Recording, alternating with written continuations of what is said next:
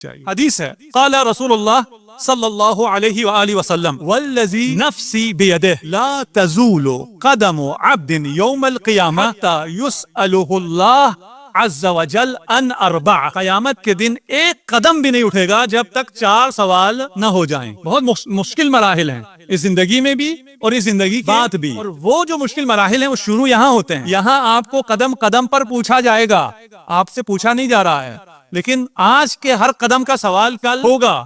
سمجھدار وہ ہے کہ وہ آج ہی ہر قدم پر جواب دے دے۔ کس سے کیا سوال ہوگا؟ ان عمرہ فیما افنا، آپ کی عمر سے سوال ہوگا، آپ نے اپنی عمر کہاں بسر کی، کہاں گزاری، اور آپ کے عمر کے یہ شریف ترین ایام ہیں۔ محرم کے یہ ایام شریف ترین ایام ہیں، مبارک ترین ایام ہیں۔ ان ایام میں آپ تبدیل ہو سکتے ہیں، ان ایام میں آپ حسین کے ہو سکتے ہیں، ان ایام میں آپ نورانی ہو سکتے ہیں، ان ایام میں آپ یزید پر لعنت بھیج سکتے ہیں، اپنے آپ کو پاک کر سکتے ہیں، اپنے آپ کو حر کر سکتے ہیں۔ آپ سے سوال ہوگا آپ کہاں گئے، کس مجلس میں گئے، کس کو سنا، سن کے کیا کیا، صرف سننے تک اکتفا کیا، کچھ خود بھی پڑھا، خود کچھ بھی پڑھایا۔ اپنے گھروں میں بھی جا کر مجلس کرو۔ میں اپنے ماؤں سے بھی عرض کرتا ہوں، بھائیوں سے بھی، اپنے بزرگوں سے بھی، اپنے گھر بیٹھو، اپنے سامنے کوئی کتاب کھولو اور اس میں سے ایک چھوٹی سی مجلس اپنے بچوں کے لیے ضرور پڑھو۔ یہ کام ضرور کریں۔ ان عمرہ فیما افنا، اپنے عمر کو کہاں گزارا؟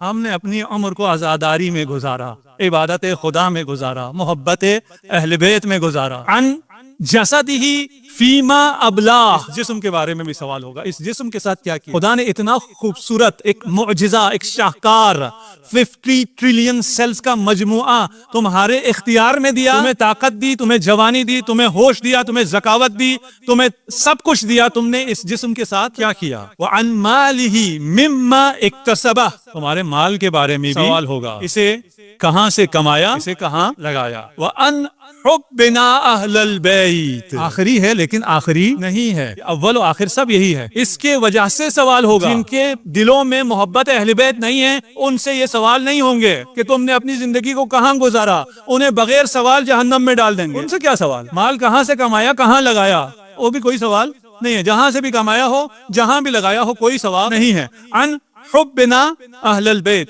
فقال عمر بن الخطاب، خلیفہ اول حضرت عمر نے سوال کیا، ما علامت حبکم یا رسول اللہ، آپ کی محبت شرط ہے، آپ کی محبت ہر قدم پر سوال ہوگا، آپ کی محبت کیا ہے؟ قال ھذا ووضع یدہ علی رأس علی ابن ابی طالب، امام علی کے ہاتھ پر، سر پر ہاتھ رکھ کر فرمایا میری محبت یہ ہے۔ ایک اور حدیث، اور آج میں مقدمے میں ہی رہ گیا اور ہم داستان شروع نہیں کر سکے۔ قال رسول اللہ یا سلمانو من احب فاطمہ فہو فی الجنہ معی، جو میری بیٹی فاطمہ سے محبت کرے وہ جنت میں میرے ساتھ ہوگا۔ صلی علی محمد وآلہ۔ ومن ابغضها فہو فی النار، یا سلمان حب فاطمہ ینفع فی 100 من المواطن، آپ نے سنی ہوئی حدیث ہے لیکن آج تھوڑا سا مختلف سنیے گا۔ حب سیدہ 100 جگہوں پر آپ کو کام دے گا۔ ایسر تلک المواطن، ان مواطن، ان جگہوں، ان منازل پر جہاں حب جناب سیدہ آپ کو فائدہ دے گا، جو سب سے آسان منزل ہے وہ کیا ہے؟ الموت والقبر والمیزان والحشر والصراط والمحاسبہ، ترجمے کی ضرورت نہیں ہے، یہ سب سے آسان منازل ہیں۔ تو مشکل منزل کون سی؟ یہ تو سب سے آسان ہوگا، جناب زہرا کی محبت جہاں ہمیں کام دے گی، سب سے آسان یہ ہے۔ میں نے خود جب بہت پہلے اس روایت کو پہلی دفعہ پڑھا اور آگے نہیں پڑھا تھا، اس کے بعد میں نے سوچا یار یہ سب سے آسان، سب سے مشکل تو سارے گنا دیے، اب اس سے مشکل میں کہاں سے تلاش؟ جن مشکل مقامات پر حب سیدہ ہمارے کام آئے گی، قبر میں کام آئے گی، حشر میں کام آئے گی، صراط میں کام آئے گی، میزان پہ کام آئے گی، اور ہمیں جنت میں بھی لے کر جائے گی۔ ہم تو سمجھتے تھے ہمارے زندگی کے سب سے مشکل مراحل یہی ہیں، قبر سے شروع ہوتے ہیں، لیکن مومن کے لیے قبر مشکل جگہ نہیں ہے، مومن کے لیے قبر سب سے آسان جگہ ہے، اس لیے کہ جب مومن مرتا ہے اس کے استقبال کے لیے علی تشریف لاتے ہیں۔ پھر مشکل مرحلہ کہاں ہے؟ 100 ہیں، کوئی 2-4 جگہ بھی نہیں ہے۔ وہ مشکل مراحل جہاں حب فاطمہ کام دیتی ہے وہ اس دنیا میں ہے۔ وہ مشکل مراحل جہاں آپ کو فیصلہ کرنا پڑتا ہے میں کس طرف جاؤں، میں اس طرف جاؤں یا اس طرف جاؤں. فدق غصب کرنے والے پر لعنت کرنا بڑا آسان ہے.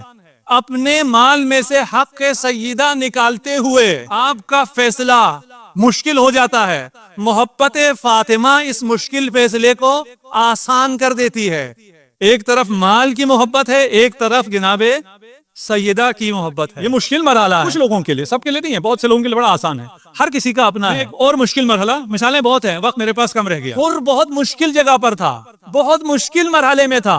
ایک طرف دنیا تھی، ریاست تھی، امارت تھی، کنیزیں تھیں، غلام تھے اور سب کچھ تھا، سرداری تھی. اور دوسری طرف موت ہے، اسارت ہے، بدبختی ہے ظاہراً. اس مشکل فیصلے کو کس نے آسان کیا؟ حب فاطمہ الزہرا سلام اللہ علیہا. دنیا کے مشکل فیصلوں میں زہرائے مرضیہ کو یاد، جناب سیدہ سے تمسک کر، سارے مشکل فیصلے اتنے آسان ہو جائیں گے. تم ظلمت سے نور میں آ جاؤ گے، تم غلام سے حر ہو جاؤ گے، تمہیں ذلت سے عزت نصیب ہوگی. اگر مشکل فیصلوں کی بنیاد حب فاطمہ ہو. صلوات پڑھ دیجیے محمد و آل محمد. حدیث میں ہے من بکا و ابکا عشرہ فلہو ولہم الجنہ. جو روئے اور 10 آدمیوں کو رلائے، ان 10 افراد کے لیے بھی اور رلانے والے کے لیے بھی جنت کی ضمانت صادق آل محمد دے رہے ہیں. جس طرح نماز جماعت میں فضیلت ہے نا، زیادہ لوگ رونے میں بھی اگر زیادہ لوگ روئیں اس رونے کی فضیلت بھی زیادہ. صحابی نے تعجب کیا کہ 10 آدمیوں کو رلانے پر جنت. فرمایا من بکا و ابکا 9 فلہ ولہم الجنہ. جو 9 آدمیوں کو رلائے اور خود روئے اس پر جنت واجب ہے.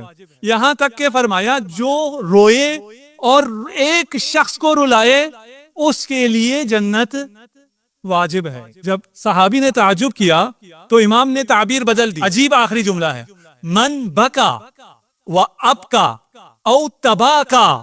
کوئی روئے، رلائے یا رونے کی شکل بنوائے. اگر رونا نہ آئے مصائب میں تو اظہار غم ضرور کرو، ہاتھ سینے پہ ضرور رکھو، اپنا سر ضرور پیٹو. وجب لہ الجنہ، اس کے لیے جنت واجب ہے.